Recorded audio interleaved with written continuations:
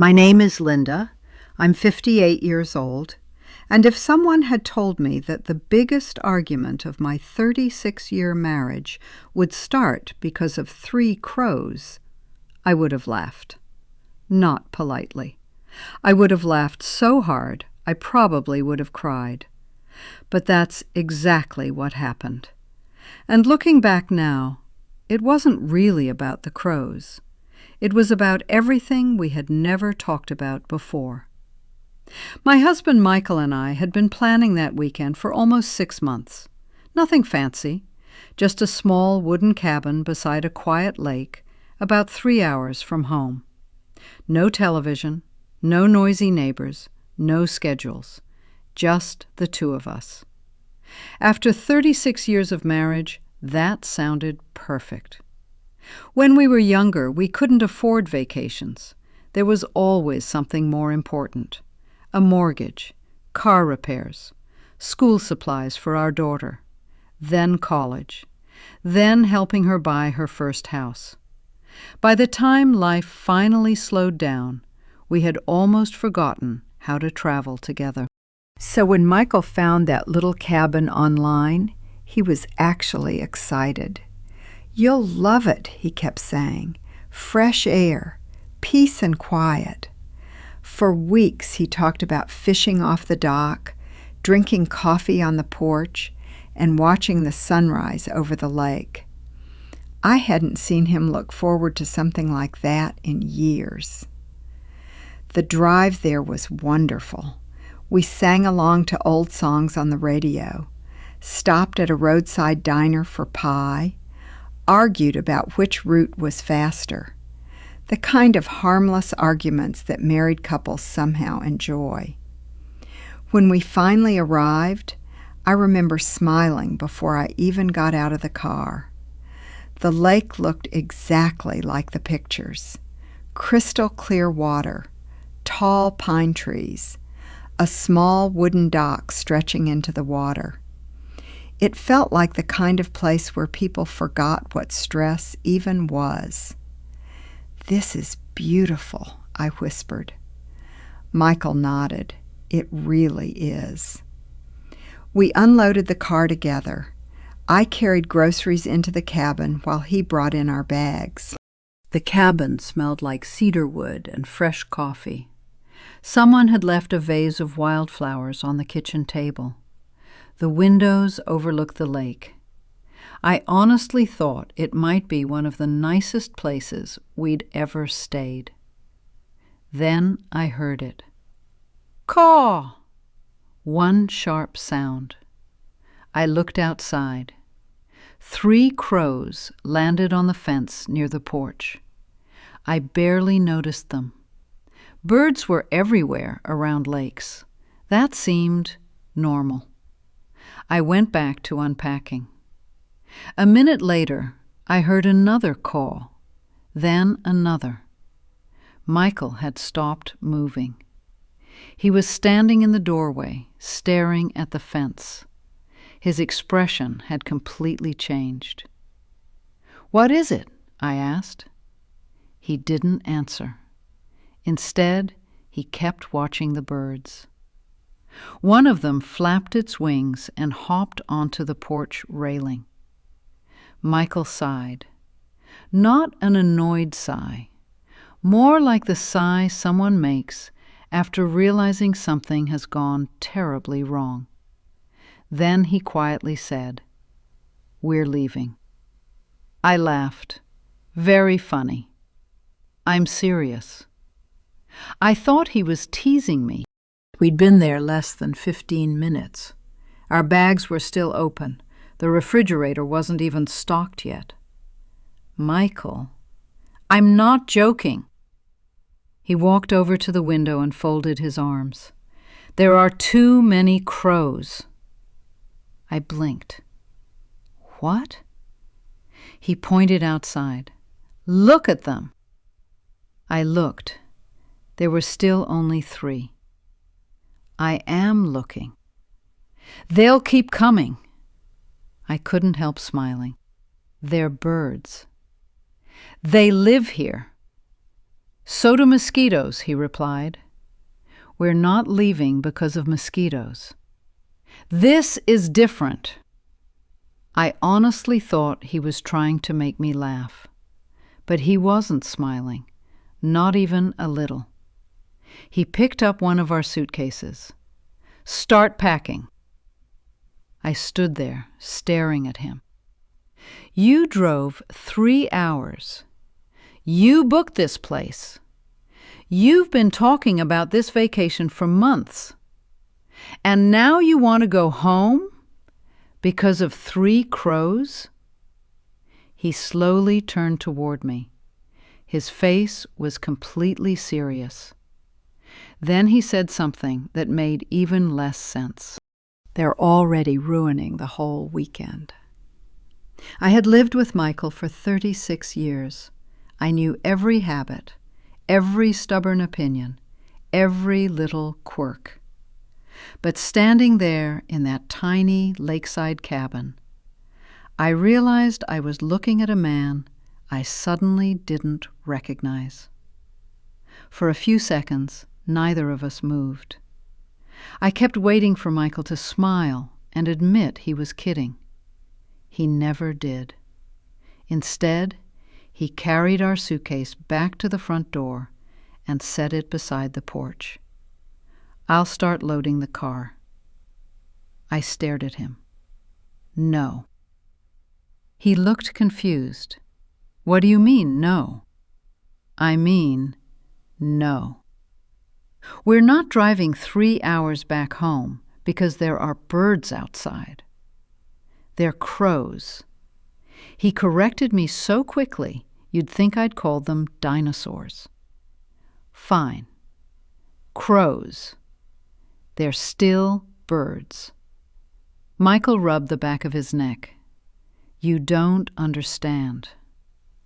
"Then explain it to me." "I don't need to explain it." That answer instantly irritated me. After 36 years of marriage, I had learned something about my husband. Whenever he couldn't defend his opinion, he stopped talking. It had happened over restaurants, home renovations, buying a new refrigerator, even deciding what color to paint our front door. When he ran out of arguments, he simply acted as though the discussion was over. Usually, I let it go, not because he was right, because it was easier. But this time, I wasn't giving up my vacation over 3 blackbirds. "I'm staying." He looked at me. "What?" "I'm staying. We rented this cabin. I've been looking forward to this for months." "So have I." "Then act like it." His jaw tightened. "I can't relax with those things outside." I looked through the window again. The 3 crows had already flown away. "They're gone." "They'll be back." "Michael, they always come back." I actually laughed, not because I wanted to make fun of him, because the whole conversation felt unbelievable. "You hear yourself, right?" He didn't answer. Instead, he opened the trunk of the car. An hour later, we still hadn't left, mostly because I refused to pack. Instead, I unpacked even more. I put groceries into the refrigerator, made the bed, hung our jackets by the door. Then I brewed fresh coffee. If he wanted to leave, he could. I was staying. When I carried 2 mugs onto the porch, Michael was sitting on the steps with his arms crossed. I handed him one. He accepted it without saying thank you. For several peaceful minutes, nothing happened. No crows, no noise, only the sound of water gently touching the dock. I smiled. "This is nice." Michael nodded. "It would be." "What do you mean?" "If they weren't here." I looked around. There aren't any. He slowly pointed toward the tallest pine tree across the lake. I squinted. Way up near the top, one crow landed on a branch, then another, then a third. Michael sighed dramatically. There. I couldn't believe it. They're over 100 yards away. They're watching. I nearly spit out my coffee. Watching us? They're smart birds. So? They remember faces. I stared at him. Michael, did you read this on the internet? I don't have to read it. It's common knowledge. I burst out laughing. Real laughter this time, the kind that makes your stomach hurt. He looked offended.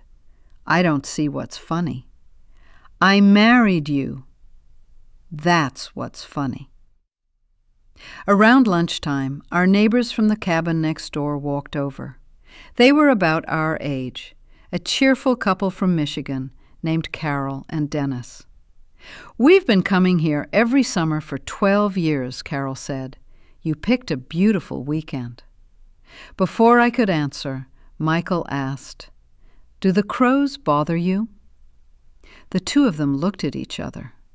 Crows? Dennis repeated. Yeah. There seem to be a lot of them, Dennis shrugged. I guess. I've never really noticed. They wake us up, Dennis smiled. The loons are louder than the crows. Michael frowned. I wasn't talking about loons. For the next 10 minutes, Carol enthusiastically told me about hiking trails, a little bakery in town, and the best place to watch the sunset. I loved every minute of it. Michael barely said a word. The second they walked away, he muttered, They're pretending. I blinked. Pretending what? That the crows don't bother them. I laughed again. Michael, I think you're the only person at this lake who's upset about birds. He looked me straight in the eyes.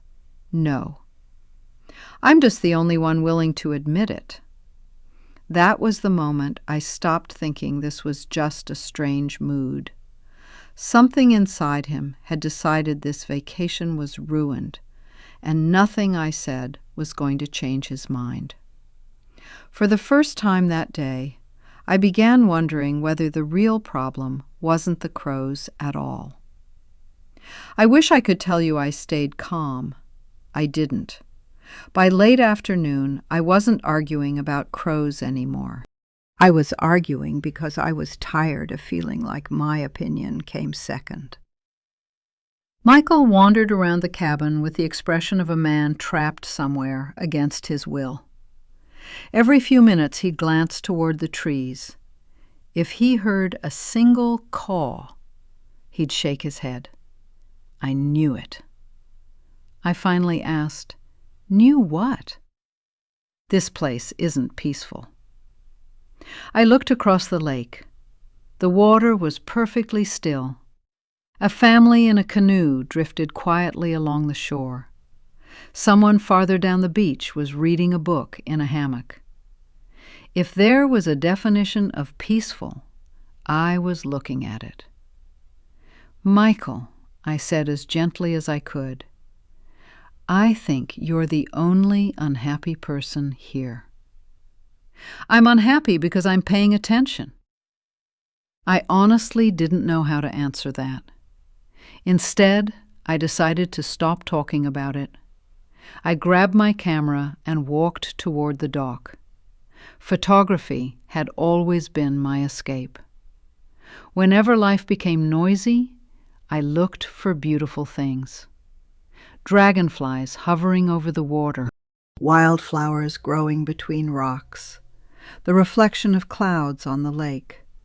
For almost an hour, I forgot about the argument. I took dozens of pictures. The sunlight was beginning to turn golden. Everything looked magical. Then I heard footsteps behind me. Michael. I've packed the car. I didn't even turn around. That's nice. We should leave before dark. I'm staying. You can't stay here alone. Watch me. Silence.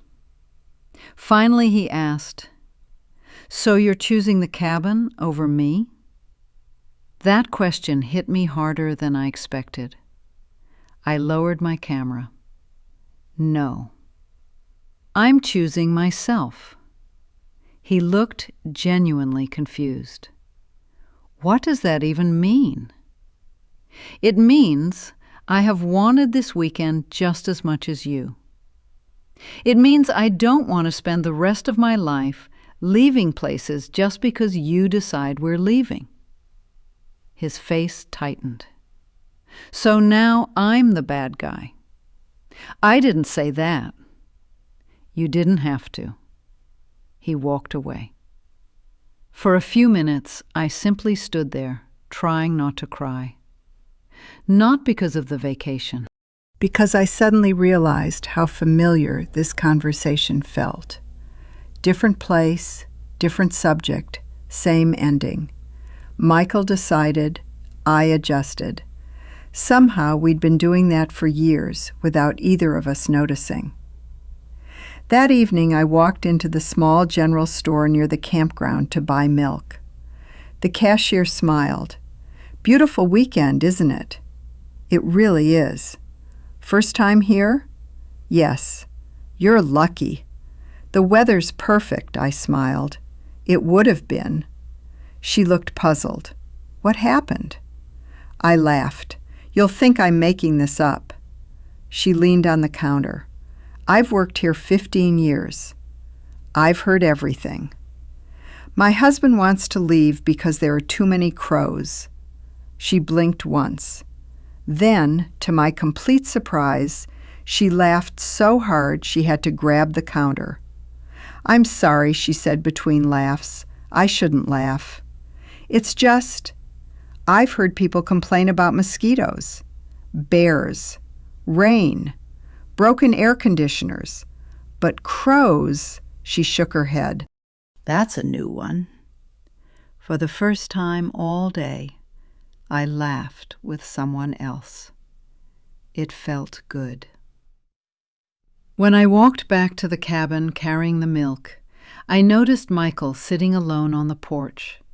He wasn't looking at the trees anymore.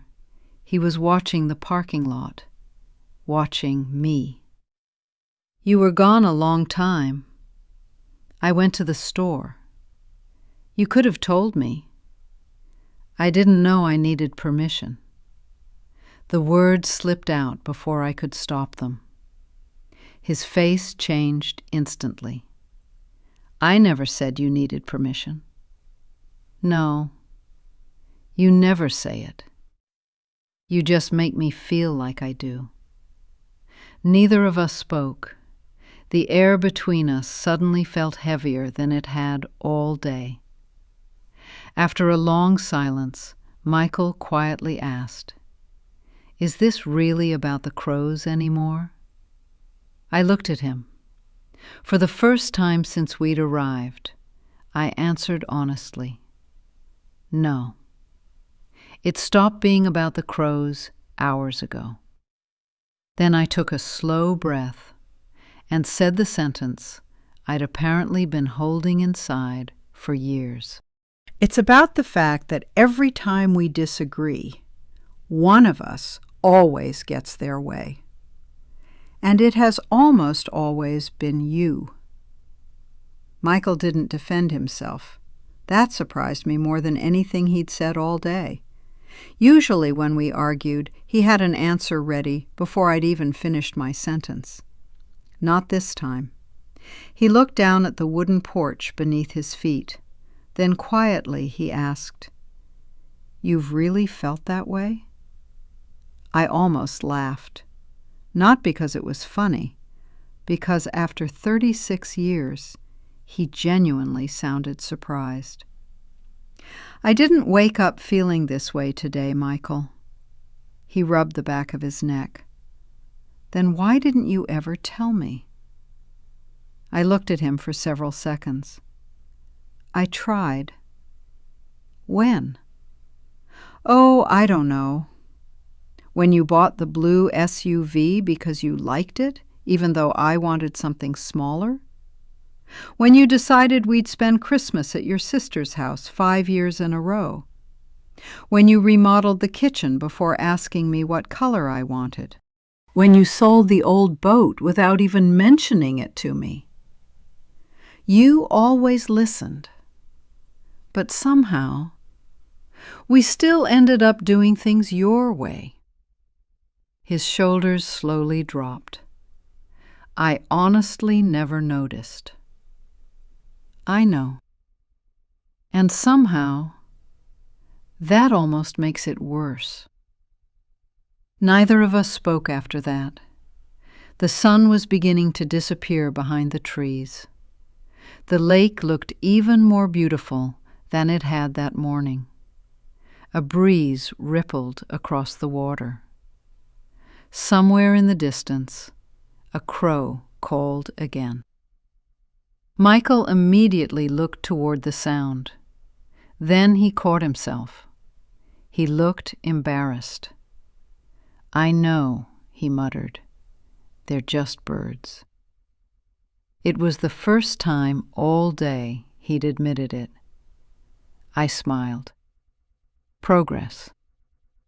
He didn't smile back. That night, neither of us slept very well. The cabin had only one bedroom. We lay on opposite sides of the bed, staring into the darkness. Every now and then, one of us sighed. Around midnight, I quietly whispered, "Are you awake?" "Yeah." "I've been thinking." "So have I." "I don't want to go home angry." "I don't either."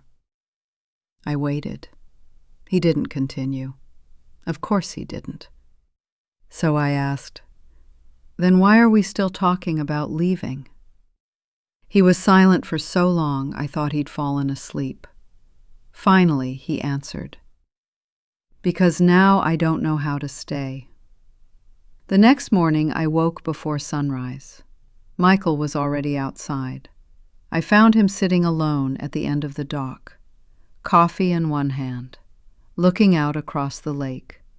Not at the trees, not at the crows, just the water.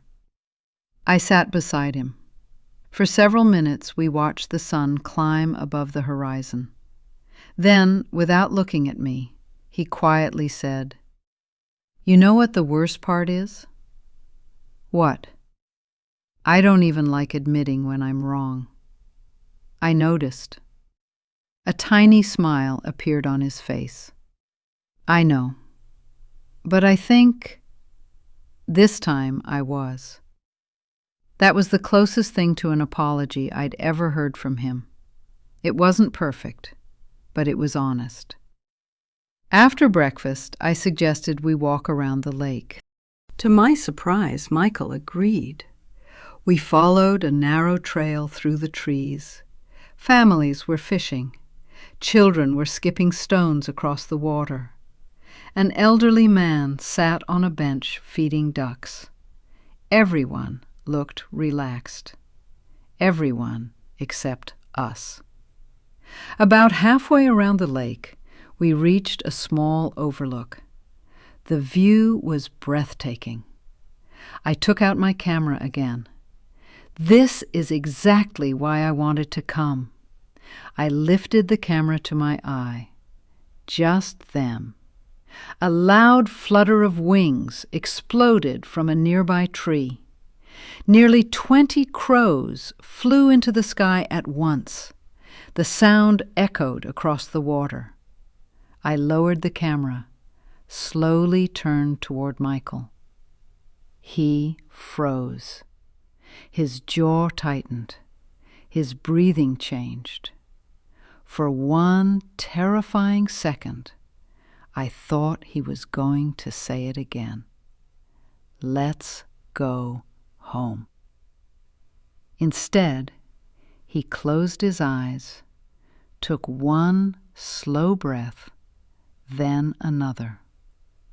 When he opened them again, he looked at me. I still don't like them. I nodded. I know. He looked back at the sky, where the flock was disappearing into the distance. Then, with a deep sigh, he said something I never expected to hear.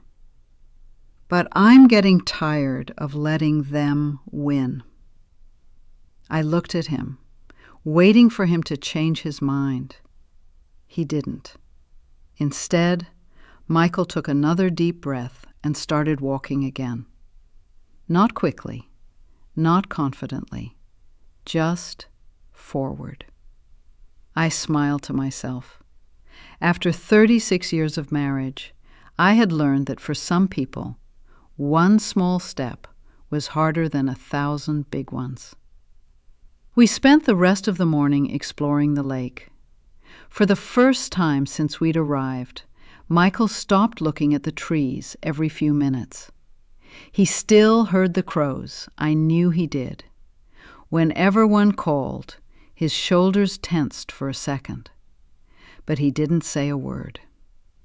Around noon, we rented a small rowboat. Michael had been talking about rowing across the lake for weeks before the trip. Ironically, the thing he'd wanted most was the one thing he'd almost talked himself out of. The water was calm. The air smelled of pine and fresh grass. Halfway across the lake, I looked at him and smiled. "This is nice." He nodded. "It is." "No crows out here." He chuckled. "There are. I just can't hear them." It was the first joke he'd made all weekend. I nearly applauded. That afternoon, we stopped at the little bakery Carol had recommended. The owner greeted us with warm cinnamon rolls, fresh from the oven. Michael took one bite and looked at me. "Okay." "You were right. I usually am. Don't get carried away." We both laughed. The tension that had filled the cabin since yesterday finally began to disappear. It felt strange, all because one of us had stopped trying to win. Later that evening, we sat on the porch with 2 glasses of iced tea. The sky was turning orange. A few crows flew across the lake, their dark shapes cutting through the sunset. Michael watched them, then quietly said, "I owe you an apology." I didn't answer. I wanted him to keep going. "I ruined our vacation." "Yes." "I ruined it before it even started." "Yes." "I kept waiting for you to tell me I was right." "I know." Instead of arguing, he slowly nodded. "You never did." "No." "You shouldn't have." For a long moment, we simply listened to the evening sounds. Finally, he asked, "Can I tell you something without you interrupting?" "Of course." He folded his hands together. "I've spent most of my life believing that if I admitted I was wrong, people would stop respecting me." I frowned. "What made you think that?" "My father." Of course. Somehow, it always came back to childhood. He never apologized. Not once. If he broke something, it wasn't his fault. If he hurt someone's feelings, they were too sensitive. If he made a bad decision, everyone else just didn't understand. Michael smiled sadly. "I guess I learned that admitting you're wrong means you've lost." And yesterday?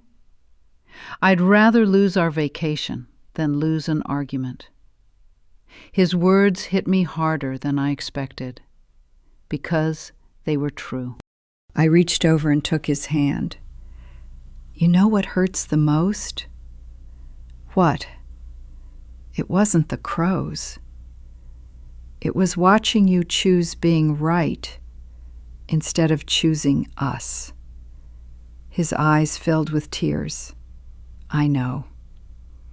And I almost kept doing it. I squeezed his hand, but you didn't. He looked toward the lake again. A crow landed on the fence, then another, then another. Michael stared at them for a few seconds. I held my breath. Finally, he smiled. You know, what? They're still annoying. I burst into laughter. So annoying. But, he shrugged, I think I've been even more annoying. That was the first time in 36 years I had ever heard my husband make fun of himself. And somehow, that tiny moment meant more to me than the apology itself. Because it wasn't just the vacation that had changed. For the first time in our marriage, Michael had stopped trying to be the man who was always right, and he had started becoming the husband I had always hoped he could be. The next morning, I woke up before Michael. For the first time since we'd arrived, the cabin felt exactly the way I had imagined it months earlier. Quiet, warm, peaceful. I slipped outside with my coffee and sat on the porch swing. The lake looked like glass. The only sounds were the wind moving through the pine trees, and, somewhere in the distance, a crow. I smiled. 2 days earlier, that sound had almost sent us back home. Now it barely made me look up. A few minutes later, the screen door creaked open. Michael stepped outside, carrying 2 blueberry muffins he'd picked up from the bakery the day before. I figured breakfast tastes better out here, he said. I think you're right. He handed me one and sat beside me. For a while, we simply watched the morning wake up around us. An elderly couple walked their dog along the shore. 2 teenagers launched kayaks into the water. A fisherman waved from the dock. Everything felt normal. Then 3 crows landed on the same fence where I'd first seen them. I glanced at Michael. He noticed them immediately. He sighed. I waited. Then, without taking his eyes off the birds, he said, I've been thinking about those 3 idiots. I laughed. The crows? No. Myself. He rested his elbows on his knees. You know what's embarrassing? What? I honestly believed they ruined our vacation. He shook his head. They were just living here. We were the visitors. I smiled. That's true. I blamed the wrong thing, he looked at me. It wasn't the crows. It was me. A few hours later, we packed the car. This time, because it was actually time to go home. As we loaded the last suitcase, Carol and Dennis walked over to say goodbye. Did you 2 enjoy the weekend? Carol asked. Before I could answer, Michael smiled. We almost didn't. Dennis laughed. What happened? Michael pointed toward the trees. The crows won the first day. Then he wrapped an arm around my shoulders. But my wife won the weekend. I looked up at him, surprised. He'd never said anything like that in front of strangers. Carol smiled. Sounds like there's a story there. Michael chuckled. Oh, there definitely is. But I'm hoping never to repeat it. The drive home felt completely different. The same roads, the same little diner, the same songs on the radio. Yet everything seemed lighter. About halfway home, Michael suddenly cleared his throat. "I've been keeping score." I looked at him. "Score?" "Every time I insisted on getting my way." I laughed. "That sounds exhausting." "It is." I stopped counting after 19. 19? Just this weekend. We both burst into laughter. Real laughter. The kind we hadn't shared in a long time. A week later, our daughter Emily came over for dinner. Halfway through the meal, she asked, "So, how was the lake?" I looked at Michael. He looked at me. Then I said, "Well." Your father almost canceled the whole vacation because of 3 crows. Emily stared at him. "Dad, you've got to be kidding." Michael smiled sheepishly. "I wish I was." She laughed so hard she nearly dropped her fork. "You've always been stubborn, but that's a new level." "I know." He didn't argue. He didn't defend himself. He simply admitted it. I don't think Emily realized how unusual that was, but I did. A month later, something arrived in the mail, a postcard. On the front was a picture of our little cabin by the lake. On the back, only one sentence was written. "We hope to see you again next summer." I smiled and placed it on the kitchen table. Michael walked over, picked it up, and studied the picture. "What are you thinking?" I asked. He looked at the lake, then at the tiny black dots perched in one of the trees. He laughed. "I think those crows probably still live there." "They probably do." He handed me the postcard. "So, should we book it again?" I raised an eyebrow. "Even with the crows?" He grinned. "Especially with the crows." I couldn't help laughing. Because I finally understood something. Those birds had never been the villains of our story. They hadn't ruined our vacation. They had exposed something we'd ignored for decades.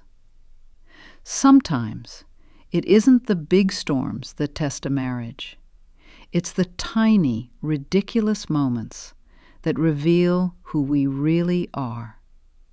A few stubborn words, a missed apology, 3 noisy crows on a fence.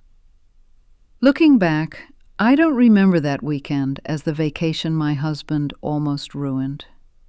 I remember it as the weekend we finally stopped trying to win arguments and started choosing each other instead.